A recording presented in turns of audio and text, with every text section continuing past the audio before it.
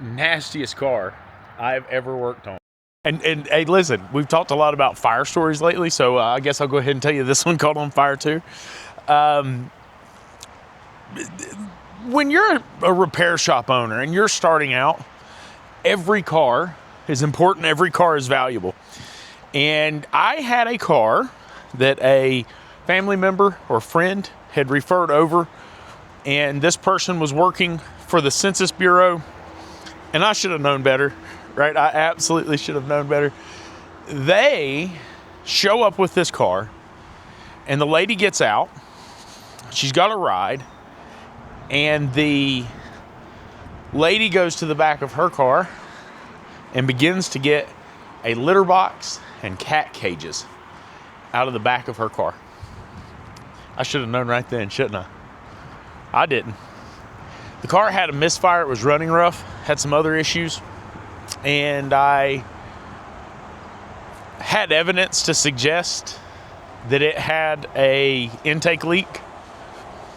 Fuel trims indicated that it was running really lean. Now, this was before I found Paul Danner, so y'all can go ahead and laugh at me. My method for finding said intake leak was a can of brake cleaner.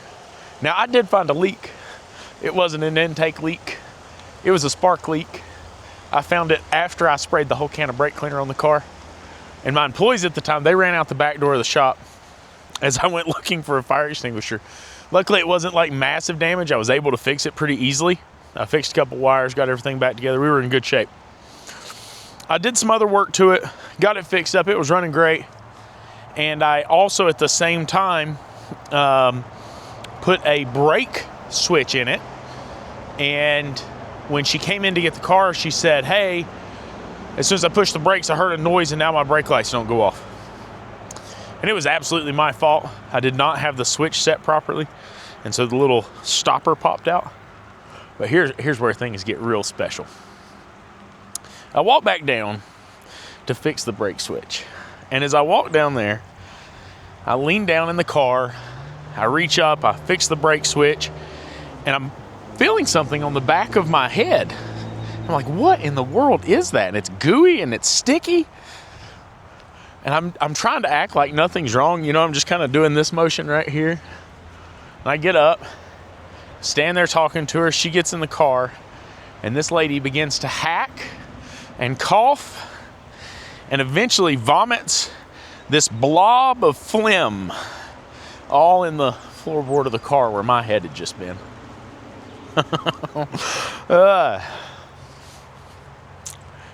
It's not something I will ever forget. I went up there, I've felt the creep all over me, right? Like, I've tried my best not to let it show. She was very kind, she paid me. But I learned an important lesson from that. You don't have to fix every car. And there is nothing wrong with saying no. No is probably one of the most powerful words you'll ever have as a business owner. As long as you use it properly or learn to use it properly and learn to say it effectively to where it doesn't hurt feelings and it's doing what's best for the client. You know, there are a lot of folks who talk about firing clients. I typically don't fire clients. There have been some that I have asked to not come back because they weren't a good fit. But anymore, I basically work through the motions of finding out if they're a good fit through what we call a discovery conversation. I ask the right questions, and I work to understand, do I offer what this client wants to buy?